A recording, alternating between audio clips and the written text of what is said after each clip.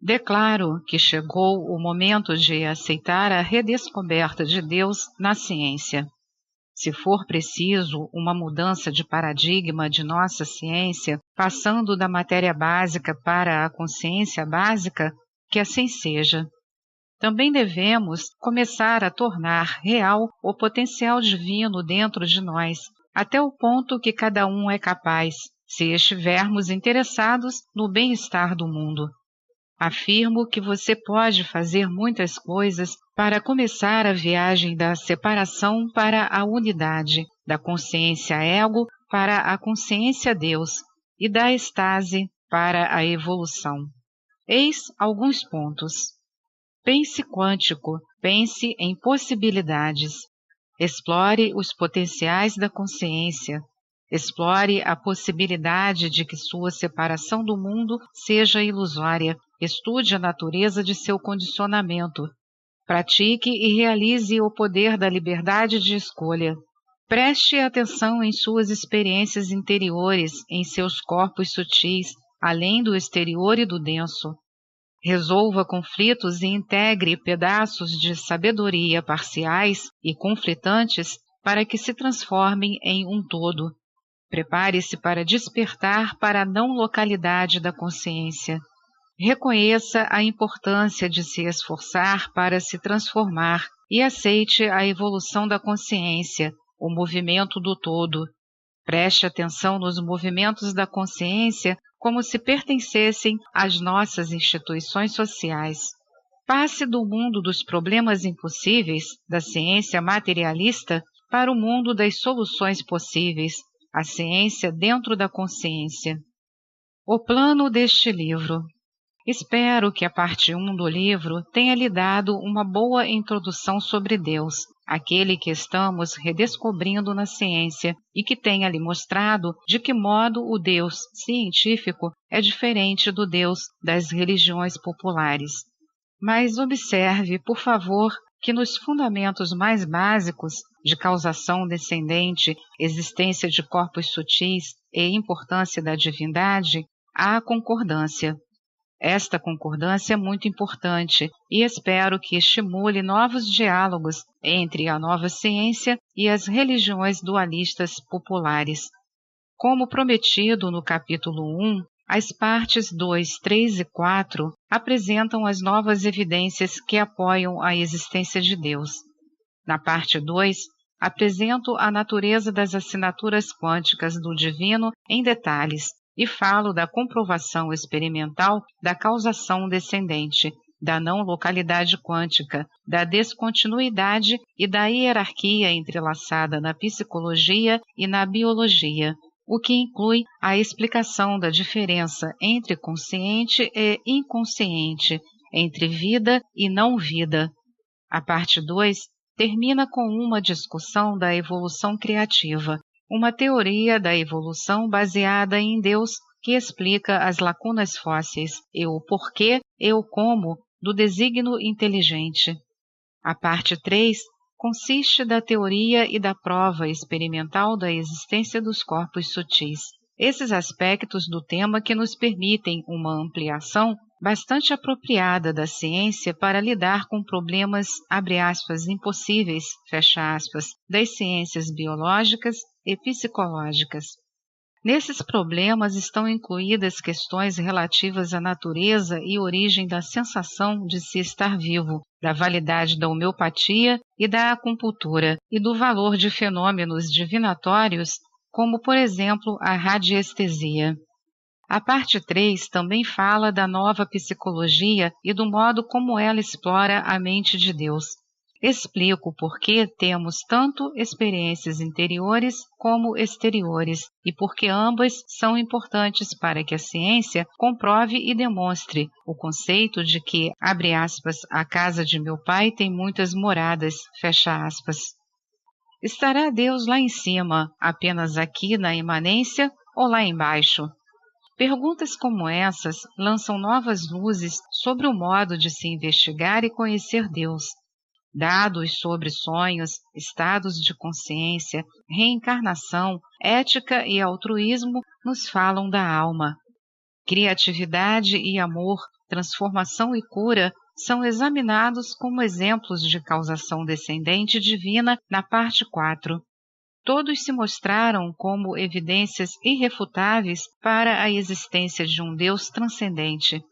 A parte 5 trata do ativismo quântico, daquilo que podemos fazer para evoluirmos e promover a evolução da sociedade segundo a agenda evolutiva da consciência. Nesta parte, falo sobre como podemos liberar o poder transformador da física quântica em nossa jornada do ativismo quântico. O livro termina com 2 epílogos especiais. O primeiro se dirige ao jovem cientista, confuso com as afirmações da ciência materialista que não soam bem. O segundo mostra que Jesus, pai do cristianismo, estava bem sintonizado com as lições da física quântica. Ele sabia. Em resumo, há aspectos do mundo fenomênico que não podemos tratar debaixo de uma visão materialista da ciência, ou seja, apenas um nível da realidade material e apenas uma fonte de causação, a ascendente.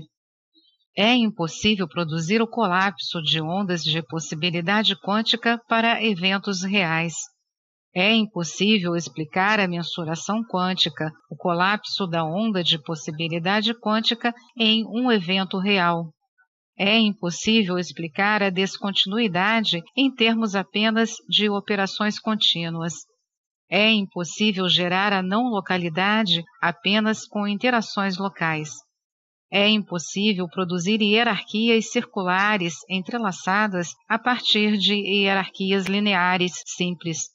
É impossível distinguir entre a percepção consciente, a cisão sujeito-objeto de uma experiência, e a inconsciente, não há percepção da cisão sujeito-objeto.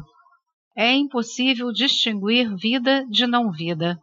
É impossível explicar a experiência interior, o subjetivo na primeira pessoa, em termos do exterior, o objetivo na terceira pessoa. É impossível explicar o processamento do significado em termos de capacidade de processamento de símbolos.